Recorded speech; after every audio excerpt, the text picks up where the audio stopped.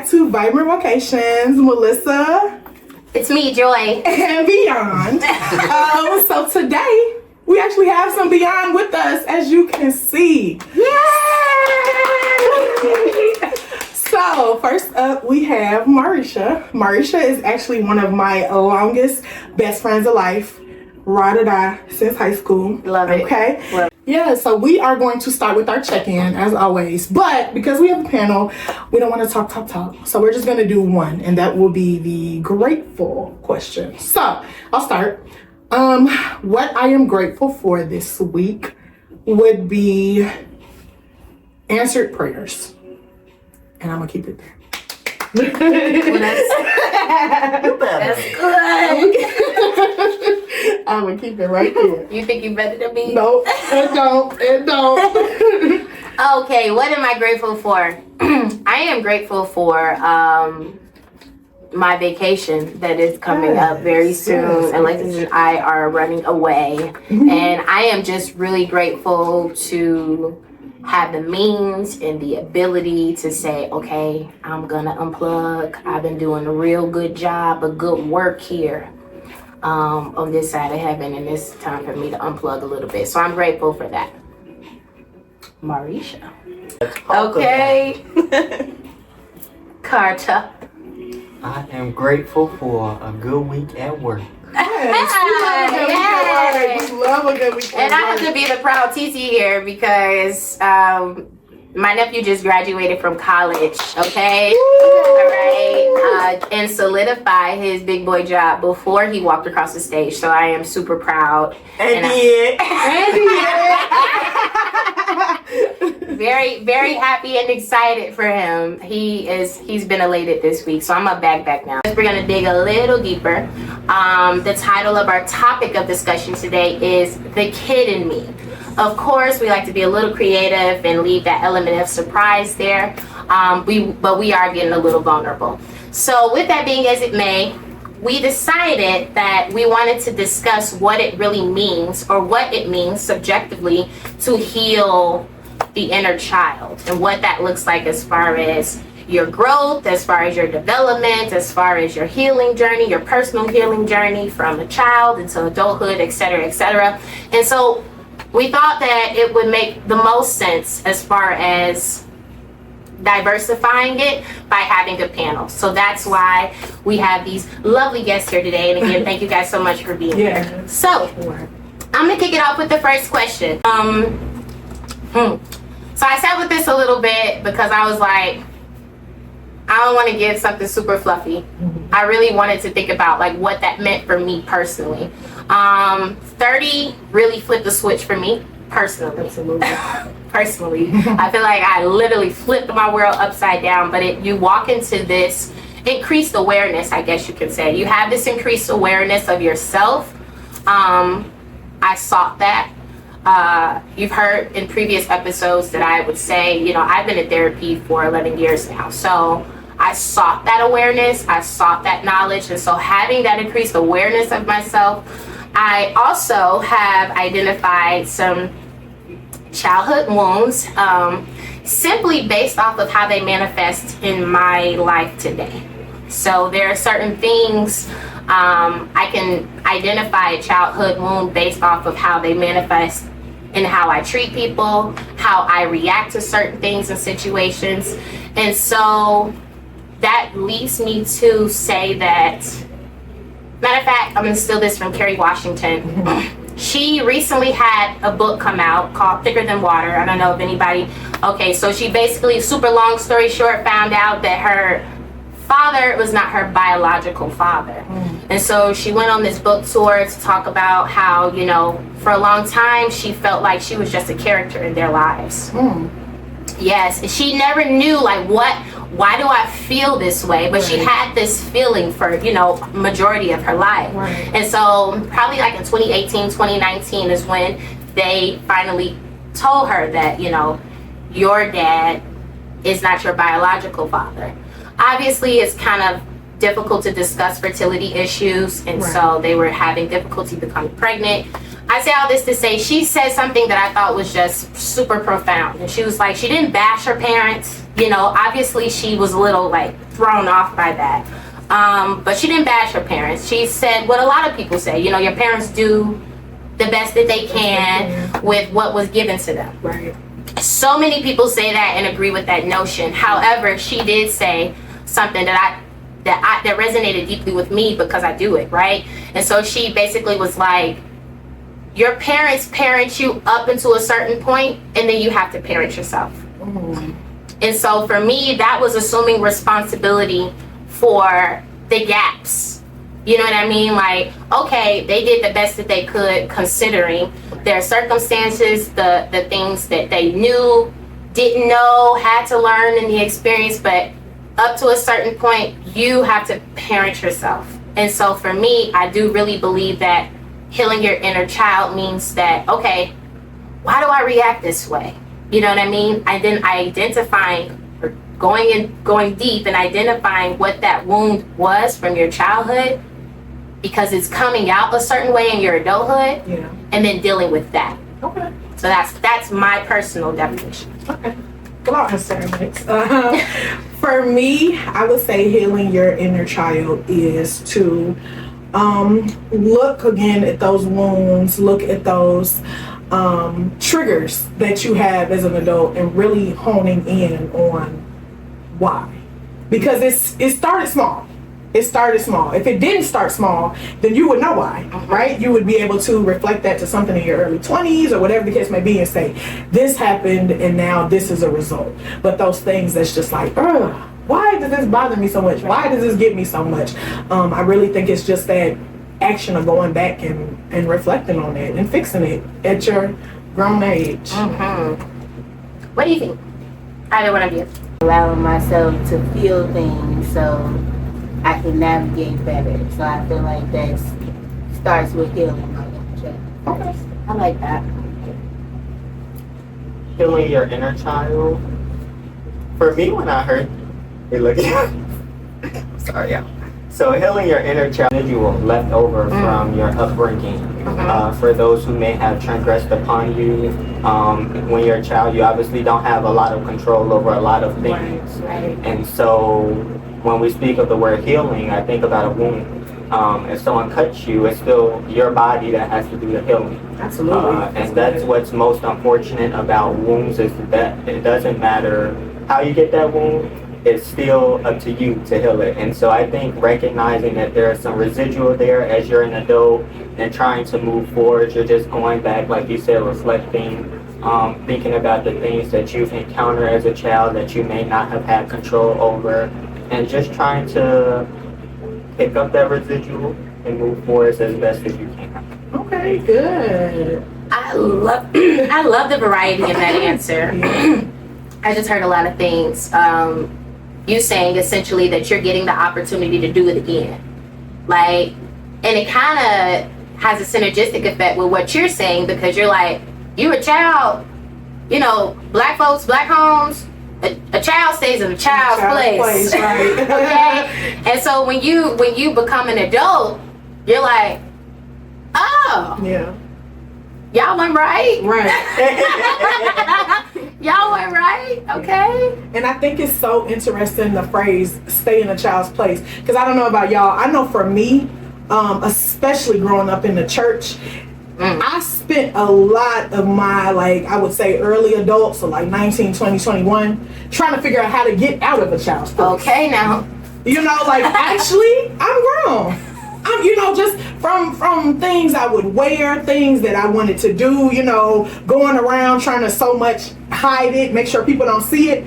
Why am I doing that? I am no longer in a child's place. I am a tax-paying civilian. I can have the dessert before the entree. Okay, I don't have to do the vegetables if I don't want to. Yes. You should, but if I don't want to. Okay, that's good. Yes. That's good. That's really great Saying answers. staying in a child's place, though, I think more parents should take the time to define that. I think the realest thing I ever heard is when parents tell their child to stay in a child's place, but that child is never somewhere where a child should be. So, are they around adults all day long? Right. How often do they get to interact with their peers? If we think about children, the only place they get to be around people usually around their age to have like-minded conversations and things of that nature is at school. Right. And I don't know about y'all, but I got in trouble a lot for talking in school. Because that was my only place That was the only place you could was do a it. child's Ooh, play. yeah. You know, and then Yeah. you go home and you get in trouble for talking a lot in school. But then you go home, I'm an only child. Where is a child supposed to be Yeah. outside of that? I think more parents should take the time to figure out what extracurricular activities or where that child could be to fill up those gaps, because they're in school 8 hours a day. They're not supposed to be talking. Right. And then they come home, you probably just got off work, You stressed, tired. Yeah. you can argue with. There's no child's play. Yeah, that's So what good. is a child's play? I was just, yeah, so And not where- only. what is it that you want them to stay in? Yeah, no, seriously. So, That's good. And it's really that definition of not only, you know, getting out of a child's place, but the children who can't find it. What is that? Where is that? I love that. I love that. So, And I came across this book that, you know, earlier I mentioned, The Anxiety Generation. Yeah. And it talks about in the early 2000s when it began to change for children because everything became so technological, and how imperative it is for children to go outside and explore and be independent, right? Like, so when we think about that now, children, you know, you want them to be quiet. You put Cocoa Melon on the iPod, you put it in their face. Okay. You know what I mean? Or I'm not bashing any parents. I recognize that parents, you have huge jobs. You're not only trying to, raise children, take care of your homes. A lot of parents are working, but I do think it is worth considering creating the space for the child. yeah. That's good. Because they don't know. Right. Where is my space? Oh shoot. Even as an educator, you just really made me reflect on that. I've never even thought about that. Maybe Stay in a start child's place. making What is 15 minutes for them to just socialize. Be They might act, kids. they might act a little better afterwards. Like, okay, we talked enough. Yeah. Now let's get back to this action, because that's the only place most kids unfortunately get it. Yeah. That's And you so don't know easy. how that could be so. I'm thinking about all the negative things, like when you were in school and you got in trouble for talking too much, right? Like, what if my teachers created that time and that space for us to just socialize with each other without it being punitive? Yeah. You know what I mean? Like, perhaps I would, if we could travel in time, but I could replace those old thoughts or negative memories attached to this teacher for always being put out of class or sent to the principal's office with, you know what, this teacher really did a good job of letting me just talk to my friends. Yeah. That's good. That is real good. I never took the time to get to know myself. So now I feel like I'm doing great at setting boundaries and sticking to them. So that's always been a challenge. And I feel like I'm overcoming that. I'm setting my boundaries. That's hard work. Yes, it is. Boundary setting, Yes, it is. maintaining boundaries, that's hard work. A mouthful right He said a mouthful. there. Talk about it. I want to piggyback off that actually. A lot now is just figuring out, what am I creating for me? Who am I? And what does that look like outside of what someone tells me I should be or what I should do? And so there was this suit I wanted, and the suit came in 3 different versions. One of them was really plain, really black and white. The other one had a few more designs on it, but still close to plain black and white, in my opinion, what I call plain. And then the last one had a few little diamonds on it. They were sprucing things up a bit. I was like, yes, that's me. I love that. It's very talkative, but as am I. You know what I'm saying? So I got a few opinions on it, and when I sent it to people, everyone was telling me, my grandparents or folks in the family, they really liked the second one, which was a little more creative than the first, but a little less creative than the last. And so, especially the artist in me, I love a little bit of creativity. Sure. And so I was really gravitating towards that last suit, and I was very bummed that no one else saw it the way that I did.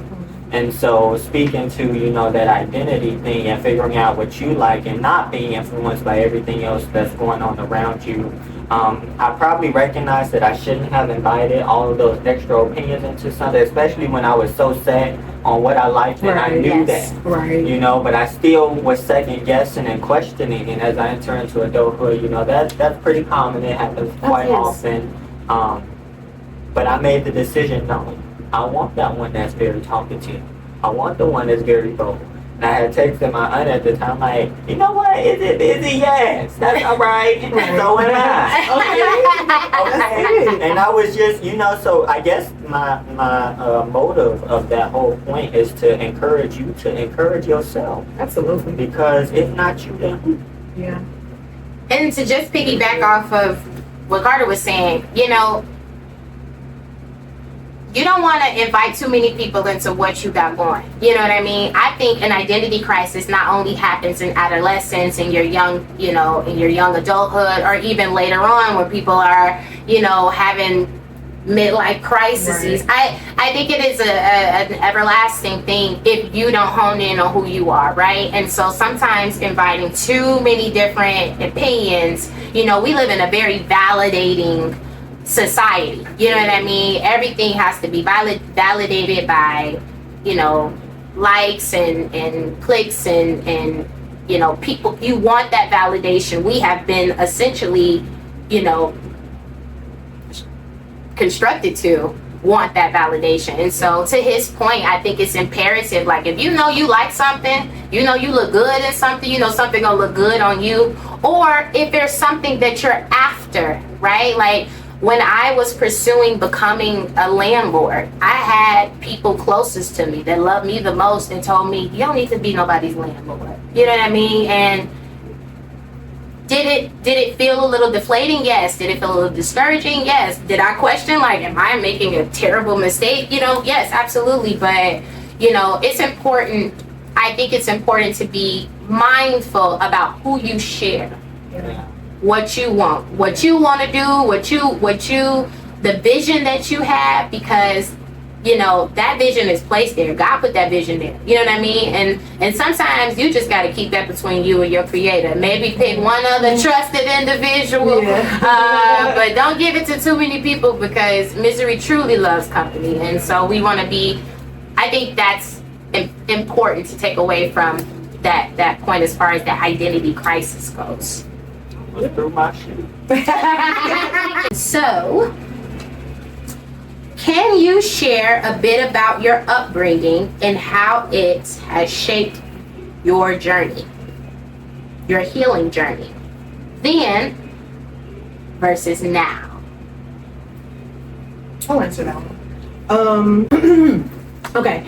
Well, for me as a child, I wouldn't say that I was necessarily a people pleaser type of child, but I did seek out that validation from, family, from teachers. And it wasn't so much of being performative, as some people would say, versus really trying to just get people to see me. It wasn't something that, I guess for me, my mom poured into me and still pours into me a whole lot. And so what I would see other places, and being someone that kind of easily faded to the background, in my opinion, I always wondered why people didn't see me the way that my mother saw me. And I think that that's actually, because we talked about then and now, I think that's something I actually still struggle with a little bit.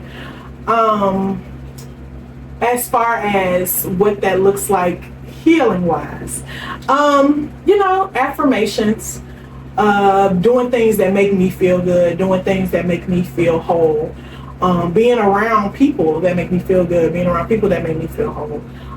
So it's absolutely something that I'm working on, but it is still a struggle. Wow. Yeah. I'm saying wow because we're like, my experience is literally the polar opposite.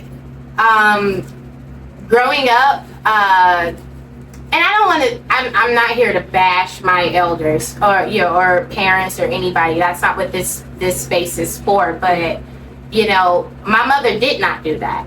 As a matter of fact, my parents did not do that. It was extremely performative for me. Like, I had to, you know, when I was younger, I actually internalized, like, all right, Joy, you're not going to be the pretty girl. You're going to be the really smart one, though. You know what I mean? Like, so I became this high performer when it came down to academics. Like, straight A student. I had a mouth, so I got put out of class from time to time. But that pouring didn't come from my village as a child. Excuse me.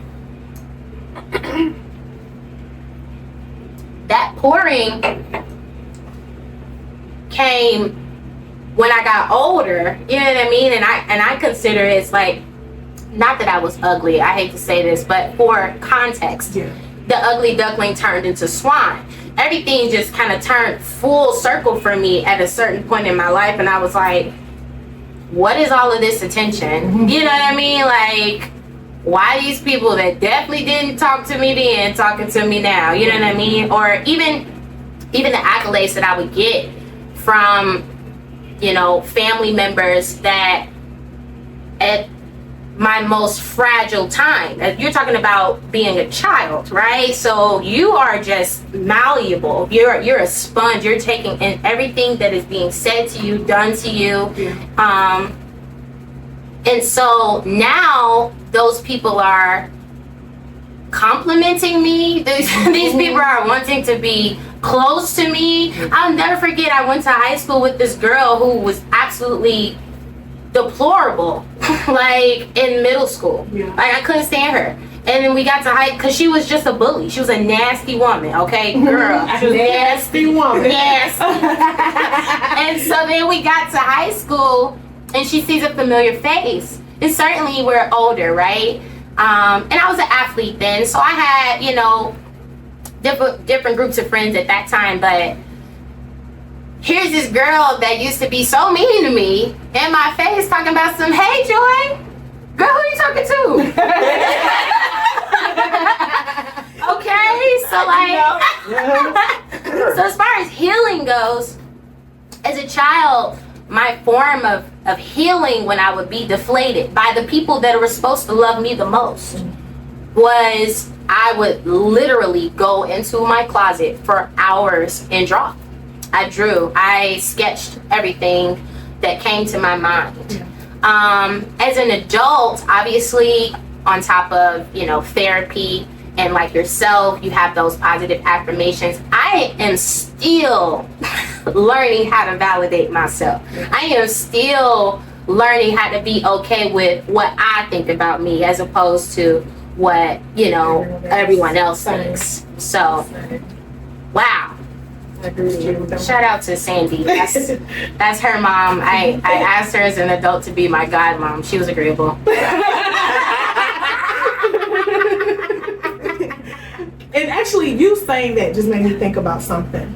One of the things that we wanted to do with this conversation here today, with the selection of the panel that we have, is bring some people together that had those different upbringings. Yes. So before we actually go to the next question, would everybody mind just sharing, a tiny bit about your upbringing? I'll start. I came from a nuclear family, mom and dad in the house, happily married. I would not say that I saw more than your average couple arguing.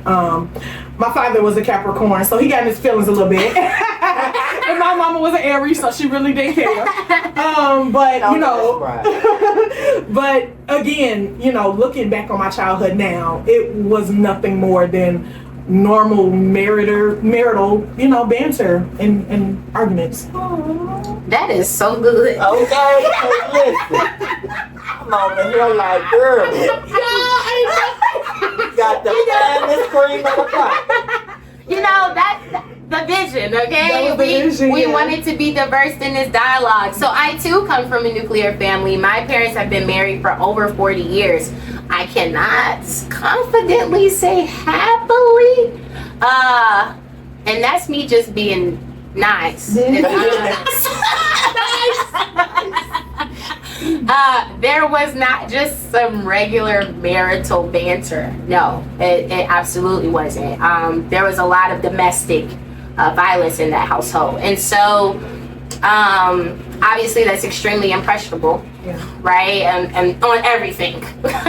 If you can think of anything that has anything to do with the human experience, that touches it. Okay, so that is the home I come from. So they're married, they're together, they under the same roof. I'm sure at some point in time they did like each other. I think. I may not have been around for that. I do think that there's something that's keeping them together, but that's above me. So, like, because my first instinct is to lie, that says a lot about my upbringing. That's real. I love the That's answer. real. Thank you. Thank you for that. And this is a safe space, and you don't need to tell that lie here. So, my mom and dad was never married. They weren't together with me coming up. My dad always had somebody, but I don't know. I feel like he was definitely there. My dad is definitely a great father. I love him to death. That's my best friend.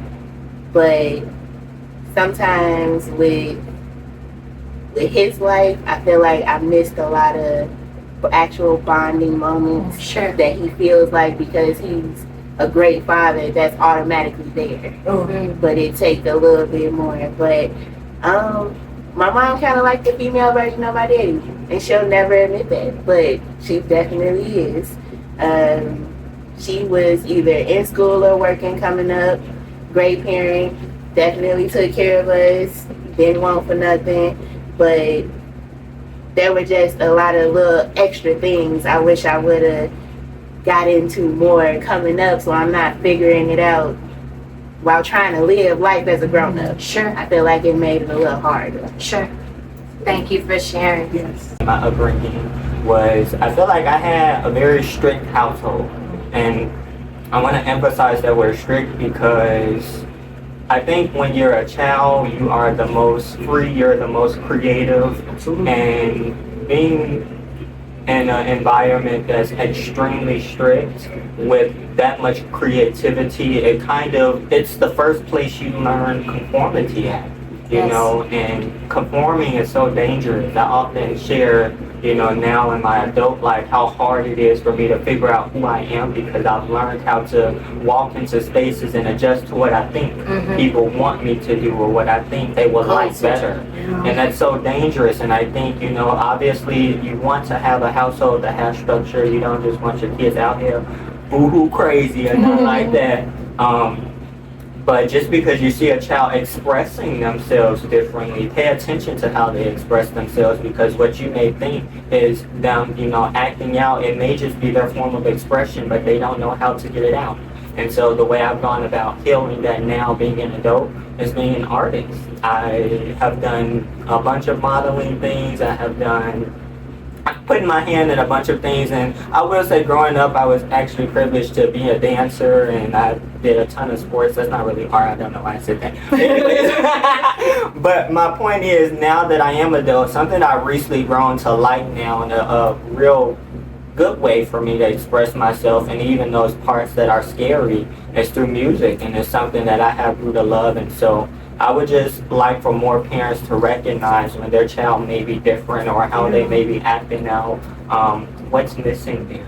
I don't think enough parents stop for a moment to actually ask themselves what is missing here, what are they lacking, and how can I support them. They're just natural reaction, or you're acting out, you need your bubble. And sometimes they're acting out because they're conforming, and when you do all that conforming again as a child with that much creativity and that much expression just bundled up inside of you, going to school, you don't get to really do it. You come home, you don't really get to do it. You spend all your time at home doing chores and X, Y, and Z. It's just dangerous for a mind that's so big. I think that's the biggest it gets. I was sharing with someone the other day, I said, being an adult, most of your mind is on bills or going to work. But that's your only time to really be free and really figure out what it is that you like without having to worry about all the additional responsibilities Sure. of the world. So do not strip your children of that opportunity because they're not going to get it again. And all these life lessons that you want them to get so early, I promise you, they're going to have to get it someday. Okay. So don't make them grow up faster than they have to because we all going to grow. We all going to die. You know what I'm saying? So I would say that was my upbringing. Very strict household. How I'm working through healing it is through my art, and really exploring what that looks like and ways to express myself in a healthy manner.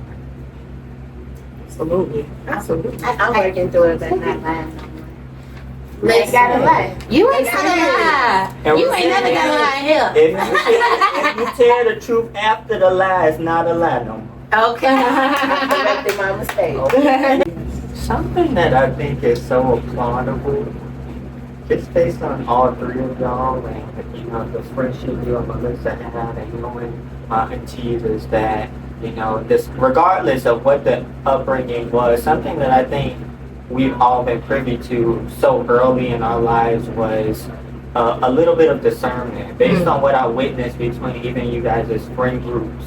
Sure. I think from on the outside looking in, obviously I don't know the relationships as much as you guys do, but I know y'all. And I know that we are not entirely who we are because of ourselves. It's our village and who we choose to surround ourselves with. Yeah. And you guys are all adults now. And I could be biased in saying this, but I think y'all phenomenal people.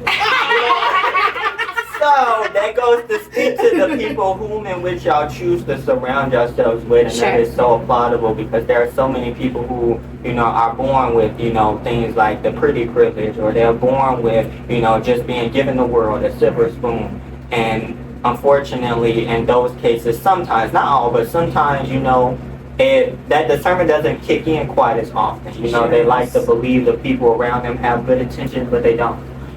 So regardless of what the upbringing is, it's still applaudable that so early on we learned that life lesson of, even if I'm not getting it from home, I can get it elsewhere. Yes. And we can embrace that. And I want more people to really let that soak in because, there's so many people who probably feel the same way you do. I know I did, and I love my friends down. I love my girls, and, they pour into me. And this person who I am now, being a young adult, is more so a product of that than what all I've endured during my childhood. I have to place emphasis on something you said, and that is when you applauded us. Thank you for that. I think it's very important that, I don't know how the rest of this conversation is going to go, but that is important, and I have to highlight it. I have to emphasize it. When you become an adult, you have the opportunity to cultivate your entire village. Yeah. The people, and I believe in a God that absolutely will fill the gaps, as my Creator has done for the entirety of my life. There are times when I couldn't get something that I needed from my mama. Innately you're like, I need my mama for this, but you're like, maybe not. You know what I mean? And God put somebody in that space, in that position, and they could take my flight of ideas. If you know me, you know how my brain works, and make that make sense for me as an adolescent. Okay, and friends, they became family. They became, I say my friends are people that I choose to do life with. And so we're going through all of the many different tiers that come along with this, on this journey on this side of heaven. It's so important that you know that you have that power. I know that, Black folks, it's protect the family always. You know what I mean? Like, your biological family is your family. We didn't get to pick them. You are in fact called to love these people, but you don't have to like these people. Okay, I'm telling you that. You do not have to like these people. There are some people that I am biologically connected to that if I weren't biologically connected to, I wouldn't have selected them. And so it's important. It's important to know that you do have that power. You do have that power to cultivate your village. So when, as Carter has so eloquently put put into words, you know, to fill you up, right? Like, your family not doing it, get around some like-minded individuals who will do that for you. You will find your people. If you are you, genuinely who you are, you will find your people. Okay. All right. So my next question is, what steps or practices have you found nurturing and healing for your inner child? Can I start? Yes. So I tried this one unpopular black thing called going to therapy.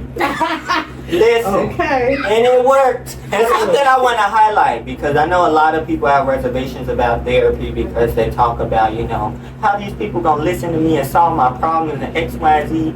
And there's something in particular I want to highlight about therapy. As much as I love my village and the people who allow me to lean on them, it is selfish to only place that responsibility of your burdens on them. Say it The again. point of a therapist is, one, they are paid to Yes. listen to them burdens. Yeah. Yes. They are paid to hear you boo-hoo, hear you cry, hear you hoo-holler and scream. And there are so many times in my life, especially last year, it was a very difficult season in pursuit of finishing my bachelor's degree. And it was every day with me, you know, and I was constantly leaning on people and etc. And, you know, as much as I love the fact that they always answer the phone for me, that is a lot, considering if I'm going through this, what I think they going through, you know. So just keep that in mind when we discuss the topic of therapy. Like, I know people have their reservations on it, and probably for good reason. You know, you're trusting someone with a lot of personal information. There is laws to protect you. Yeah. Okay? Indeed. And you understand that if you don't get nothing else from that, you are relinquishing that responsibility of relaying so much of the things you go through on your day-to-day life on the people around you when they too are going through things. The job of a therapist is to listen. Yes. So when they clock out of that day, they go, and a therapist has a life too. But while they at work, that's their job. Yeah. And if we know anything about jobs, we got to do them to keep them. Yes. So let them folks do their job. Even Yeah. if you just want somebody Hallelujah. to listen to you, Yeah. let them do that. Yeah. That's All right now. All right, That was Bishop. what I got to say. Yes. Some things that I do, I granted myself permission to feel. I don't know when I became so talented at suppressing my emotions. But I was. I knew how to pull out the poker face. I knew how to be stoic. I could have saw some of the most detrimental things, right, that a child could see, and I could get up and get ready for school and go wait for the bus, all right, and act like it didn't even happen, all right.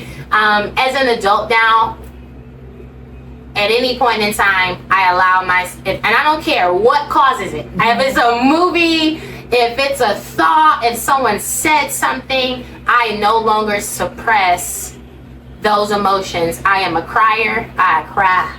I cry. I got this little bench outside. I sit on that bench and I cry.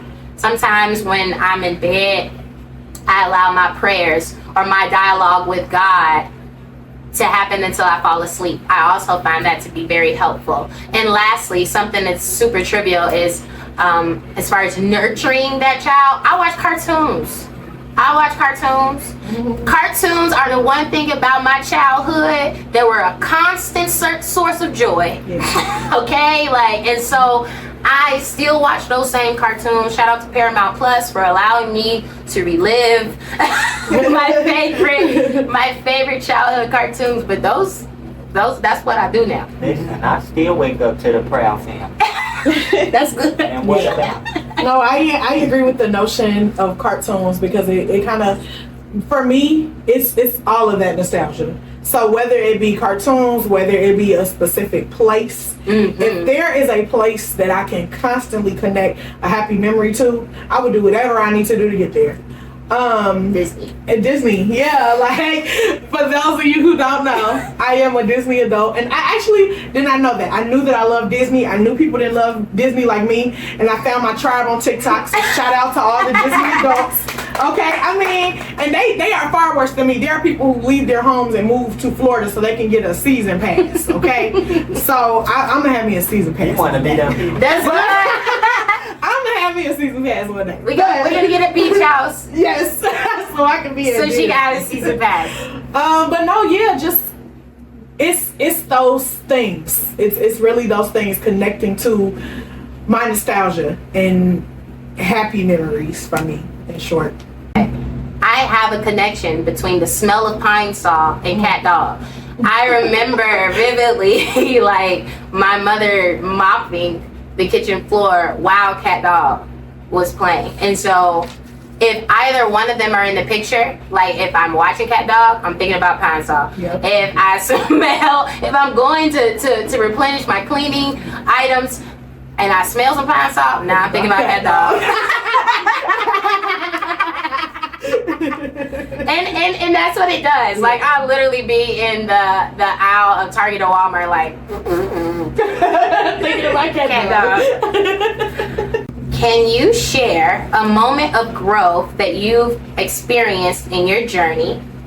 What did you do differently? Ooh, sorry.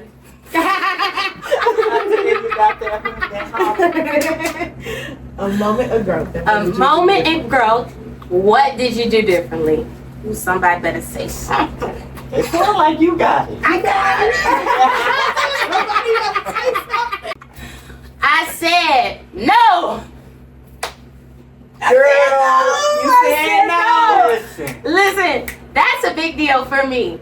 As someone who was very much so yes, bend over backwards, do hoops, trying to figure out how can I be this for everybody. Yeah. I said no. And I have this book. I have several books, but I have this book. It is called Boundaries. It's actually sitting over there on that table. And I started practicing saying no in 2019. And so, I'm so good at saying no. I'm so good at saying y'all no. feel how good she is? That is it. That is the moment of growth. When I recognize, like, you know what? Y'all gonna run me to dirt. Yeah. I got to say no. I ain't gonna be no good. Ain't gonna be no good for nobody. I actually would agree with that. For me, I don't think it was so much of saying no as much as it was choosing not to do something. There have been situations where I knew I didn't want to do whatever it was, but I did it because I put that person before myself. So reeling back and thinking about who's going to be hurt here. Yeah. Because I don't care if you hurt. Yeah. But I've been putting you first, and I've been hurt. And either you don't know, or you know and you don't care. They them dirt marks. Okay? So it's my turn to not care. And it's my turn to not be hurt. No. And I didn't care nothing about the response either. And using your example, I think that speaks a lot about the people who choose to see the tracks in which they have marked with you being in the dirt. Hello? And continue to run that track. And continue. over it. Listen. Accelerate. Reverse. But that takes Accelerate. a certain level of self-awareness, Yeah. which brings me to my point. Being an adult, there is a lot of things, and I know we hear this word all day now about anxiety. Everybody got anxiety. They do. They do. And it shows up differently. But we all got it. And so something that I've learned how to do now is just pay attention to the things that make me anxious. Something that's always been there is my body has always reacted to things before I could even regulate it in my mind. Why am I shaking? Right. I feel fine. My body trying to tell me, no, you don't. Right. You know, Right. and so now I pay attention to that, and in those moments where I find myself shaking, I feel like, ooh, I gotta stop this conversation Yeah. and recollect myself and gather myself. Let me take a moment. And that is okay to take a moment and revisit things later, but that would be my answer. Is just recognizing the way anxiety shows up, and it shows up so differently. Sometimes my cheek will start twitching. Yeah. When I'm talking mid conversation, my eye get the fluttering a little bit too much. No, I'm not trying to flirt. Now I get the stuttering. Like, it shows up, and it lets you know. You don't have to guess. The worst thing we can do is guess with ourselves when our body tells us it reacts. Oh my. The best thing I learned is how our body is built to survive. When we go into water, you throw a newborn in there, they float without even knowing. You know, our bodies are designed to protect itself. So when I'm in those moments where I'm shaking, why am I putting myself in that position? I need to retract, take a step back, collect, then we can continue this later. Absolutely. The worst thing you can do is try to guess when your body is telling you. What you guessing for, girl? You mad? Ooh. You red. Your body is telling you. Look like a tomato. Am I mad? Yes.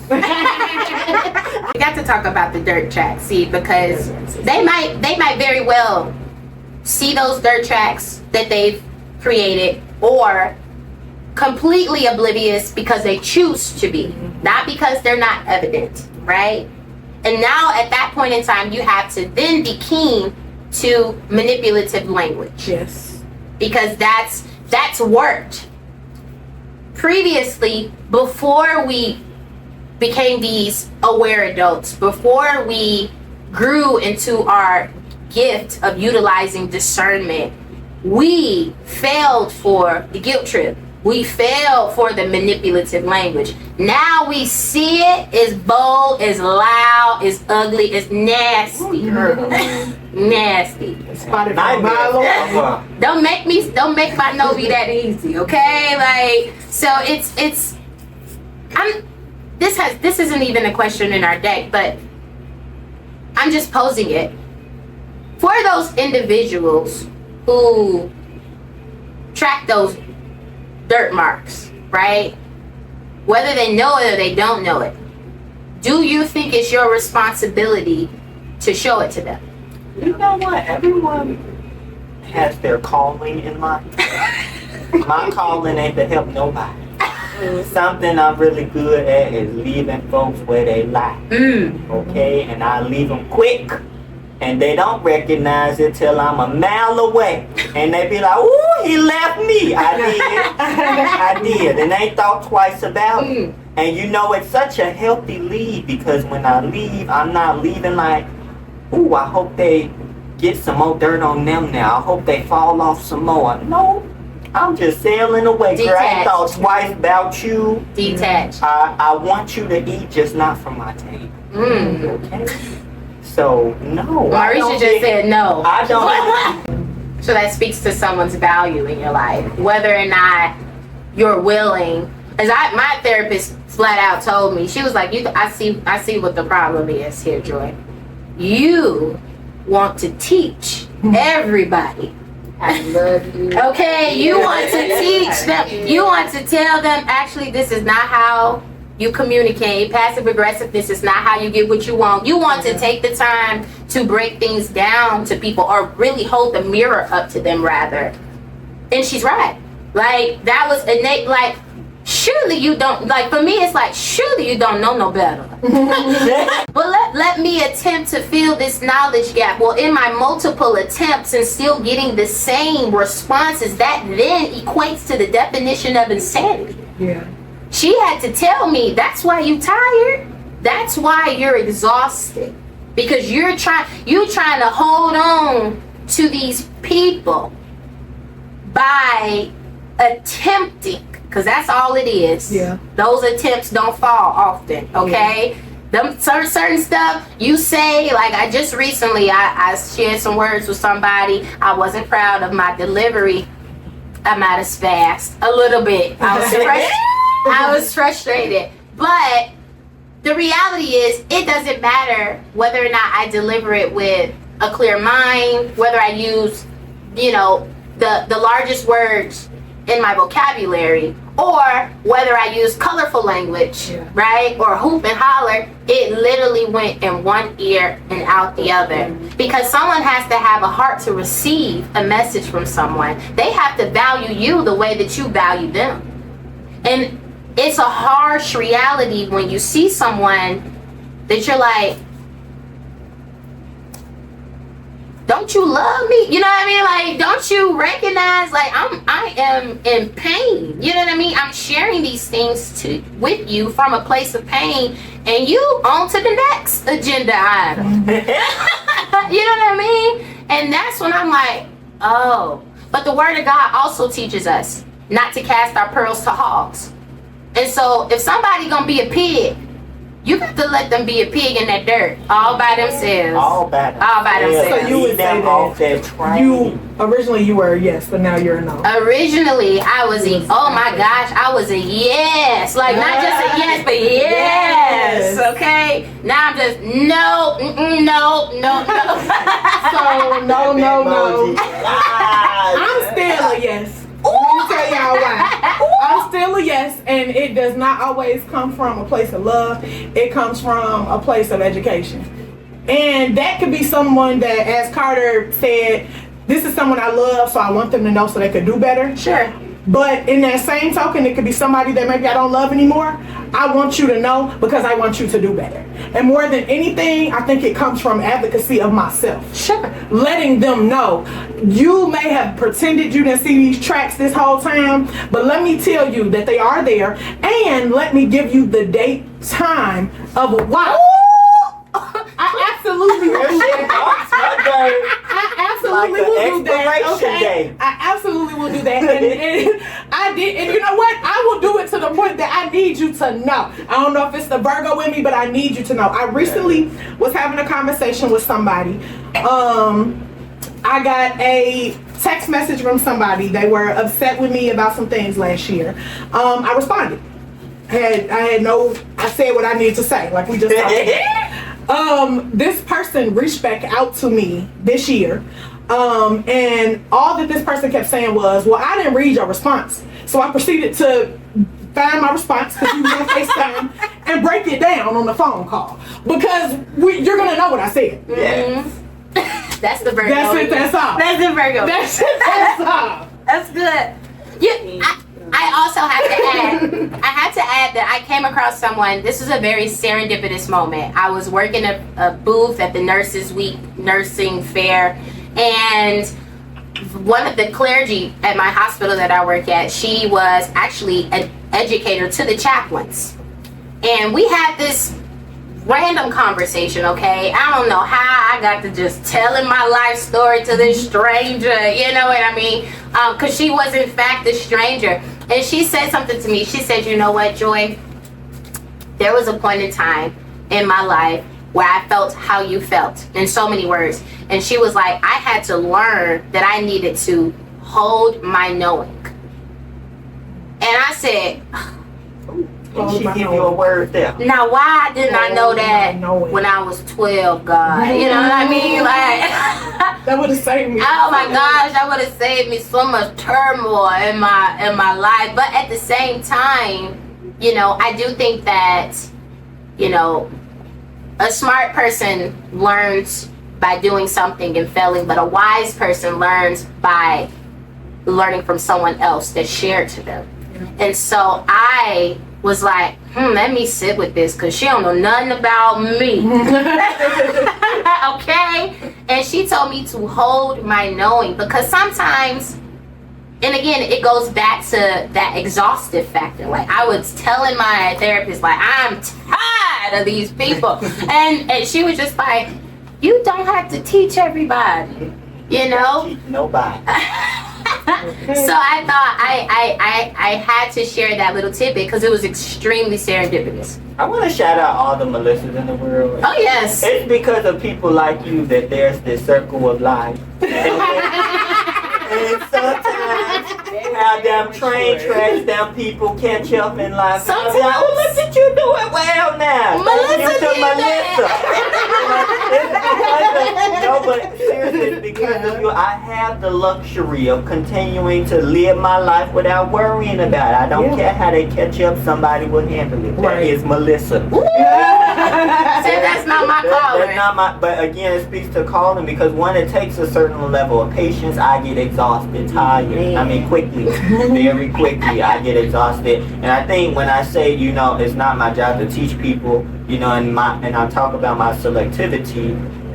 Obviously, sometimes I do feel a need to teach, and I often actually feel a need to. Yeah. I often choose not It's to. the action, right? It's the action. Yeah, And for me, sometimes, a lot of people sound quick to cut people off. No, it's not quick at all.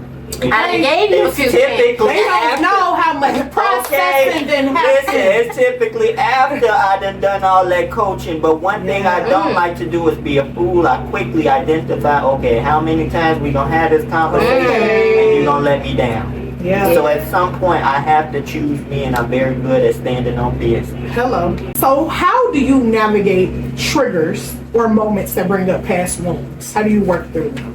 Like that.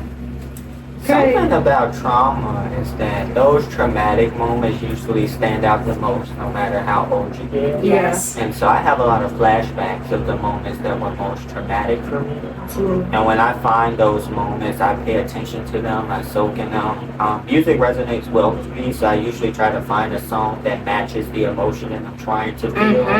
I remember driving away like, listen, y'all know how to sound, right? But my voice is my own. It's basically what the song is about, and again, that goes to speaking to the identity thing that I'm still kind of working through and finding is that there's a lot of moments that traumatized me as a kid, but that trauma did not define or make me. Understanding that what was is not what is, and you have the power to change now. Yeah. No one is going to do this work for me but me. Yeah. And I choose to, I choose to stay inspired. And you can do that differently. When I was in school, obviously I couldn't afford to do a lot of things, so I live vicariously through a lot of people who I aspire to be like. I hate when people see someone who, has a lot of the things that they wish to have, and it shows up as jealousy. Yeah. The way that they interact with that has never been the case for me, and I don't know if maybe I always saw the highest of myself, but when I look at that, I don't see none of it as unattainable. The craziest thing I could say is I could be the next Beyonce, and guess what? I believe that. So that's for me is just recognizing that I'm in control, and I don't limit myself.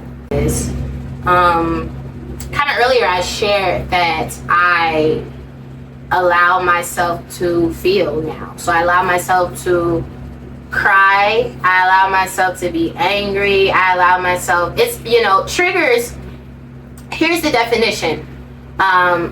It's very much so something happens, whether you saw something, read something, time travel that you've mentioned, flashback, and it provokes a significant response. That's what it is.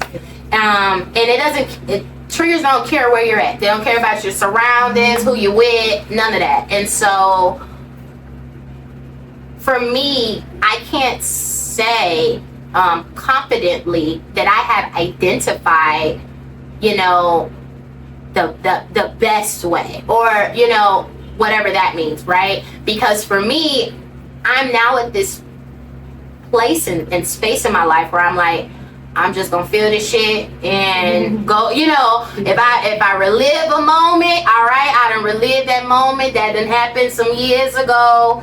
I do a lot of babbling. Oh man, poor girl.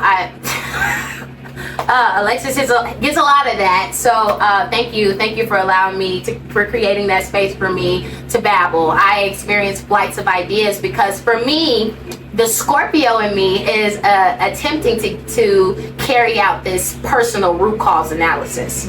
And in doing that, there's a lot of connectivity because I'm wanting to get to a place where, okay, this has happened, and maybe this trigger has happened 4 times. I'm wanting to get to a place where if I'm triggered, it doesn't manifest the same way. I want it like, oh, okay, that happened. And it's not a fistful of tears that's happening now, right? Like, so I'm under the belief that in order for me to do that, being that I was the master suppressor, I must allow myself to cry. I must allow myself to be so immersed in that moment and not try to hide it, or obviously I'll be, if I need to excuse myself, I will, but I'm gonna go ahead and let that out because it's happening. And if I keep it inside, that's an implosion, child. We don't know what that's gonna look like.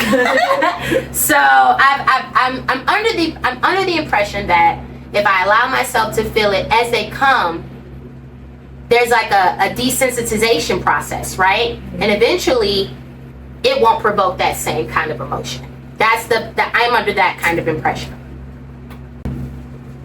I don't really feel like I figured out how to navigate it yet. Okay. Like, I do know that I suppress a lot of energy. I suppress a lot of how I feel, what I want to say. I let the way how I feel, it will make someone else feel, dictate what would come out of my mouth. So when I get home later, I'm still feeling the same way. So I guess I'm learning to say more of how I feel so I can get it out. But yeah, it's still pretty hard. Like, because of past trauma, I feel like I'm playing a comparison game a lot. So I'm turning everything negative now because of what I feel like I know because of what happened. Sure. So I'm trying to figure out how to, be more of a yes person without going from 0 to 10, because I don't know how to express myself 100% maturely yet. I'm going to say all of the nasty words, and I feel like my point is to make you feel smaller than you made me feel, but that doesn't really help me. Right. So You're already 10 steps in there. being able to recognize that, because that speaks to the self-awareness that a lot of people lack, is not being able to, one, be that honest or vulnerable or even know that about themselves. They could just be going around smacking folks left and right. They'll never take a moment to say, I'm smacking people. I'm doing the smacking. Right. You know what I'm saying? So just recognizing that it's just, you already had so many people just now in that moment. I agree. And to quickly respond, because I don't think I answered that question the correct way after hearing your definition of triggers. I have a unique way of hearing the question and an even more unique way of answering it. But I think in short response is confiding in my confidants. I've recognized who the people are who I can call. There was a moment where I was at the gym, literally just on the Stairmaster, and I was shaking, not because I was tired. It was 2 minutes in, girl. If I'm tired, I'm in a room, okay? But I was on it then, and I was shaking literally profusely, and I was getting so anxious, and the more I kept trying to take each step, the more I'm tripping. I'm like, oh shit, they gonna see me now. So I had to get up over there. I had to literally leave the gym, ended my workout quickly. I think I called you afterwards. I was literally, I'm like, there's something, so recognizing I was being triggered in that moment. My body is telling me, you are anxious, get out, run. Okay, I got out, I ran, and I confided in my confidence. Thankfully, I answered the phone, but that just speaks to the village and recognizing who those people are you can trust and rely on to help you through, coach you through those. See, I fight those feelings, so I blow up later. You would have been on that Stairmaster with me. She's running up that thing, okay? Man, like, you alright? You need some water? I kind of want to touch on something you said about not having the words, right? I think we live in this world now where we have these phones, these tiny computers, and we think that everything warrants a response expediently. Yeah. I want to tell you, and I want to tell our viewers, that just because someone has reached out to you and you may listen, you may see that message. You can't say this after my response. I'm telling them, go lean on somebody. You saying don't answer. Now, it depends on the content. Obviously, I absolutely screen my phone calls. Okay, you got that favorites list in Apple. See, because your phone count through, right? You're on that favorites list. Because my phone stay on do not disturb. But I'm saying, to your point, that just because we have these cell phones does not mean that we have to be 24/7 readily available to people. You know what I mean? Like, sometimes you see something and it provokes an emotion. It provokes a response, and you're like, I'm finna get up in that And I ass. do. Immediately. It's no chill immediately. Sometimes, so now we have the awareness, right? Like, now it's like, I know I'm gonna say something. Let me put this phone down. Let me walk away. Let me go cook something. Let me go turn on a little But smooth then jazz. that's when the devil kicks in. Because that person that would have only texted you that one time and said something smart, you chose to ignore it. So now your phone is ding, ding, ding. They going in. So now it's like, all right. You know, I got she taught me a great lesson I blocked last people year. for 48 hours. And listen, the best thing I could have learned how to use was my block button. And you don't come off a month. So don't try to reach me. The goal is by the time you off, you don't even recognize it because you've been blocked so long you stop trying. That's crazy. No, that's good though. I taught him that sorta. He modified that. So what you're saying is, they're antagonizing you. Like, oh, you're not gonna respond to me. I know you see my message, especially if you got your read receipts. So on, they'll, right? or they'll say something else that they know gonna get your attention, and then it just keeps going and going. So I'm like, all right, now I gotta unleash the dragon. Yeah. I block them people. I block them people for at least. Then I go in the spam folder to see what you said, and then I'm texting You listen, you ain't told my life. I might tell you a joke, but I have never You ain't You know what? I appreciate that. I appreciate the honesty. I really do. I appreciate you doing I've it. been there. I think some people need to be put in their place. So thank you for all the people out there in the world. Thank you for doing it. It's because of you I have the luxury to just block. Because I know what's going to come back to you by somebody. Somebody else gonna do it for me. Okay, listen. That Well, you know what, Marisha, just keep doing God's work, okay?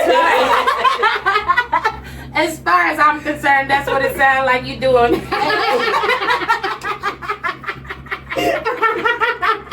Yeah, no good. That's the cycle of life he mentioned. We got all kinds of people When they caught up housing to my train fixed, they tied up, tied right, the face sitting straight. Goodbye. They ain't gonna try me no more. In what ways do you integrate self-care and self-compassion into your healing? Self-care and self-compassion into your I be healing. watching your vlogs, Melissa. I would have even learned. She be in the bathroom doing skincare. Said I changed my thought process. Can you expound a little bit more on that?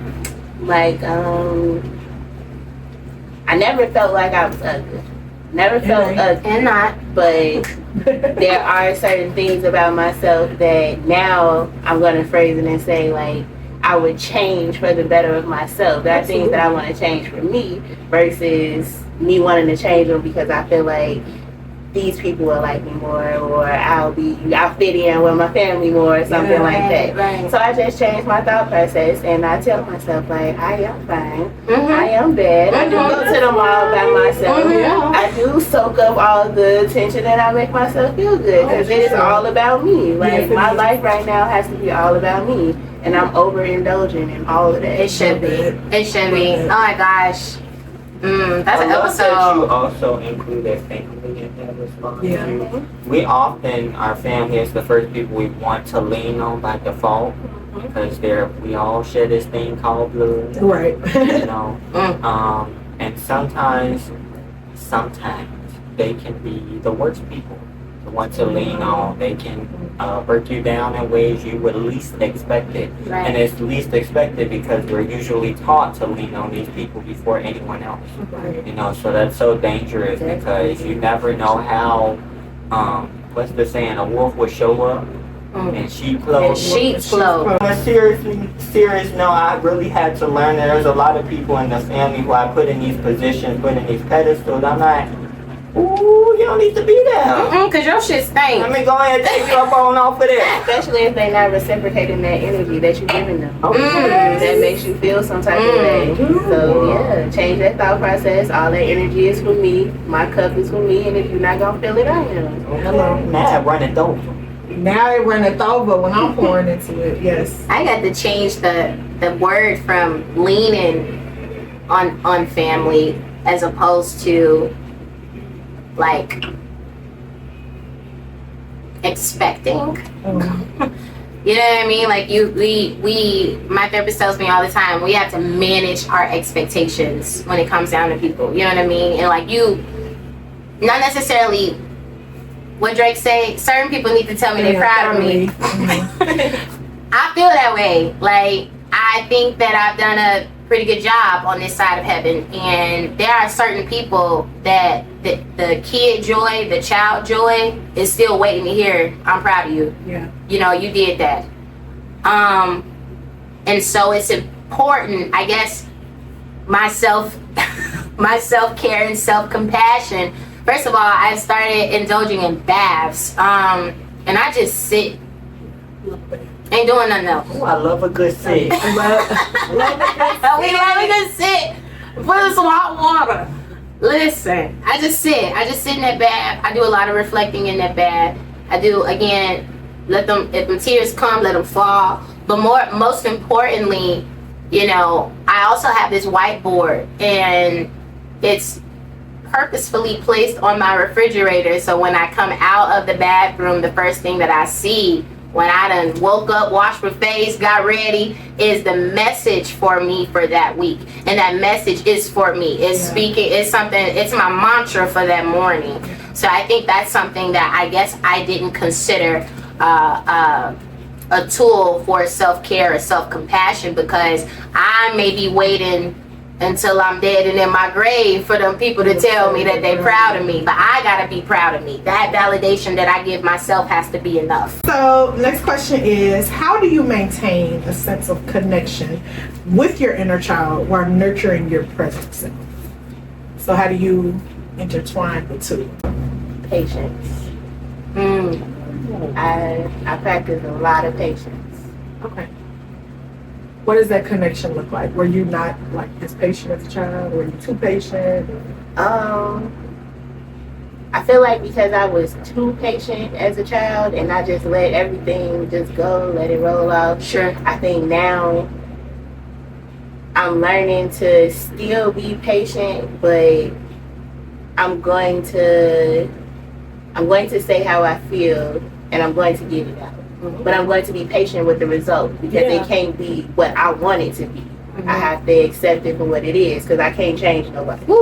So I'm just practicing a lot of patience with myself. Like, and it's okay. Like when I text you sometimes and I'm in an uproar about something, the first thing you say is like, well, it's okay. And then you further explain why it's okay. Like, I just got to be patient and know that it's okay. Yeah. Is the patience more or less the change in posture? Like when you were a child, you were just more laissez-faire, whatever happens. Now it's like, okay, I actually do care about this, but I have to be patient in this processing for myself. Like it's not going to be this instant gratification. Yep, that's what I understood it as. That's good. That's hard. That's hard. Okay, I would say my answer is actually the same, but the way I'm being more patient with myself is allowing myself to be human and fall, make mistakes. I grew up in a household where didn't really make too many. Can't make no mistakes. Make no mistakes. You had to do right the first time. That's you had to get it right, and that shows up in so many different ways now as an adult. There's even times where my supervisor has to tell me, like, it's okay, you're trying this. This is new for all of us. It's not just new for you. You know, we're not expecting perfection. We have to try it, because we don't know if it'll work if we don't try it. You know, and if it doesn't work, we can always make alterations. But being patient and allowing myself to have those moments to be human. I want to emphasize human, because we make mistakes, you know, it's inevitable. And so allowing myself to make those mistakes without beating myself in the process took a lot of work. Still working on it. Yeah. Still working on it. Okay. And we got a 10-year difference. Still working on it. Still working on it. Haven't figured that out. I spoke earlier about like my mom pouring into me. That was absolutely something she did. But I can think in my like K through 8 years, how many teachers actually poured into me. I can think of 2. And so I try and be somebody's one or two every time. I'm gonna get them kids together. You somebody They'll that 3, tell 4, 5. They'll tell you I'm gonna get them together, but they know that everything that I'm saying is in love. I love my students down, and I just hope that they know. I think that they know. I think that that's why it's easy to talk to somebody like you. That's why I feel like you're one of the people that I can just say anything to. Like, it ain't, I don't feel like I'm gonna be judged, and I feel like if I'm doing something wrong and you're making a correction to me, I can take that because I know it's all out of love. Yes. No shade. Like, Yes. Sorry. I told you guys I was a crier. 2 things. One of those things is through my art.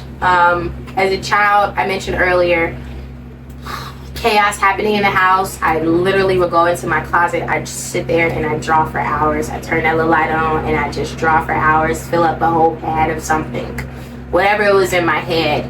Now as an adult, it's through painting. And I find that I only, I guess, feel inclined to paint when I'm in a high emotional state.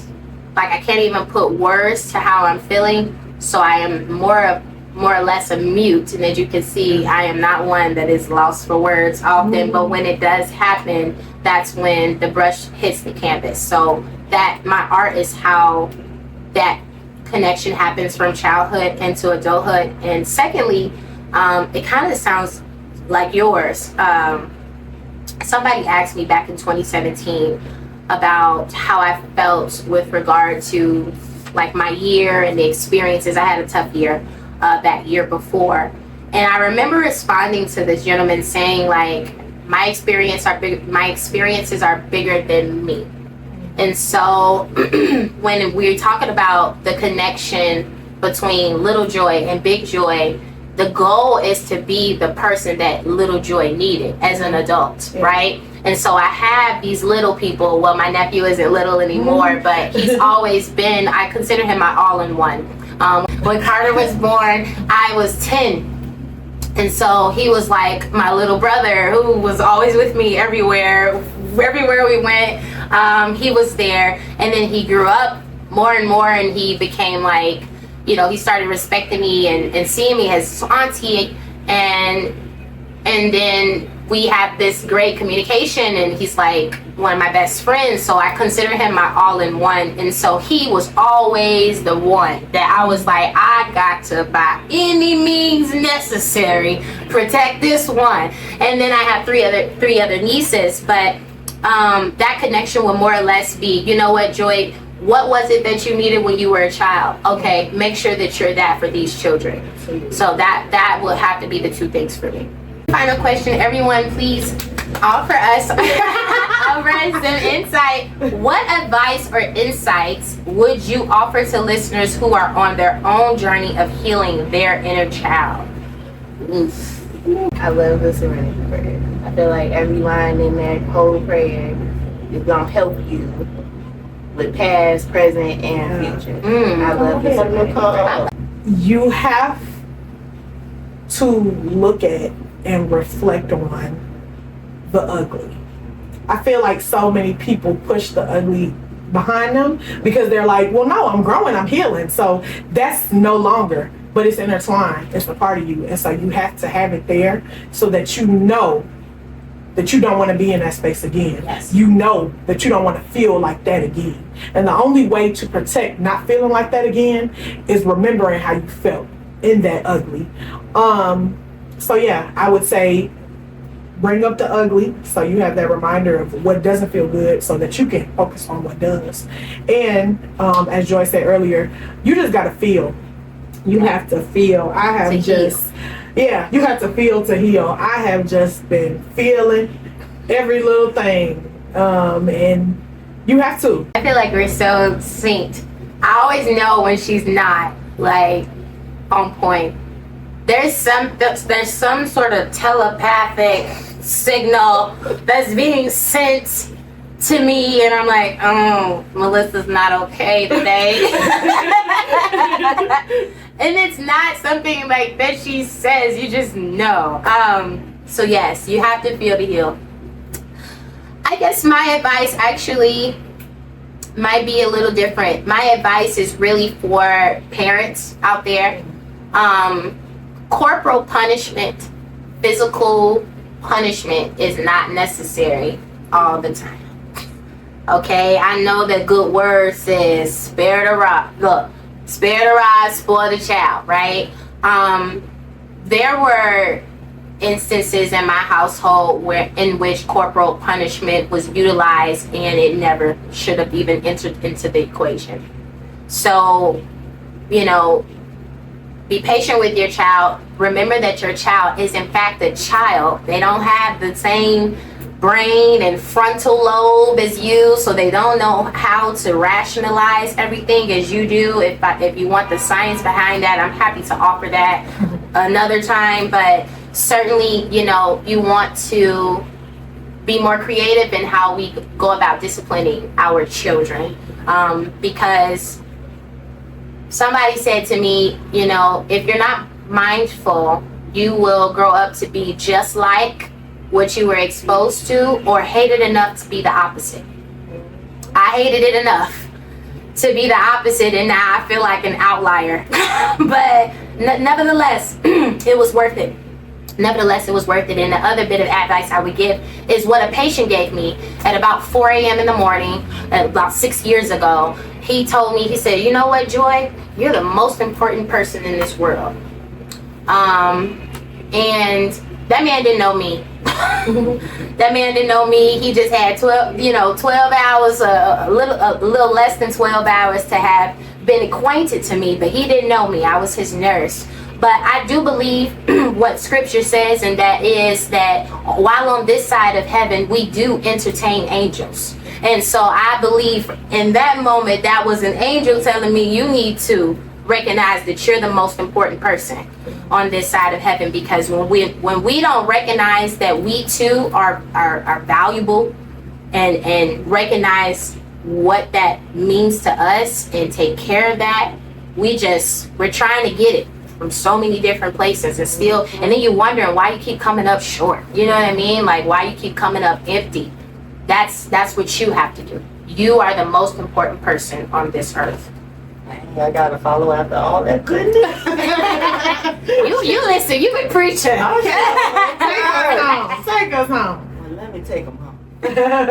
My advice to everyone who is healing, trying to heal their inner child, do any kind of healing, is to understand that healing is an everlasting task. It never stops. I don't know if many people know this, but sometimes we get scars and they heal, but they never fully fade away. Yeah. And I don't want you to look at that and be discouraged. If anything, it should be a reminder of how strong you are, that you are still here in spite of that scar. Don't look at it as a flaw, because it's not. It is a symbol of strength, that your body was able to endure that pain and suffering and still able to function in most cases the way you need it to. So that would be my advice about healing, is to don't think that one day you're going to magically wake up, oh, I'm healed. No, it don't work like that. That's why there's these things called triggers. And when you're healing, you'll have even more of them because you're able to recognize them a little bit more. So it never stops. Don't think that it's just one day you flip a switch and now you heal and everything's supposed to be fine. You are setting yourself up for destruction doing that. If anything, you have to look at healing as a task that you have to be intentional about until the day you die. That's what I got to say. Well, that's a good wrap up, okay? Yes. Oh my. Well, that's our show, y'all. That is our episode. Thank you so much. Yeah, we have said it over and over. We want to thank you guys so much for joining us. Thank you. You were handpicked because we knew that you both had something to give to this conversation. Yes. So that is good. Y'all, listen. Comment, share, like, subscribe if you haven't. You know, this was definitely very intentional as far as diversifying the panel, as far as our upbringings, our experiences, being that we are experiential learners. So please share. If something in here you resonated with you, perfect. If you like, somebody, this person need to hit us. Yes. Send it to them. Send it to them. But thank you so much for tuning in, and we'll see you next time. Bye.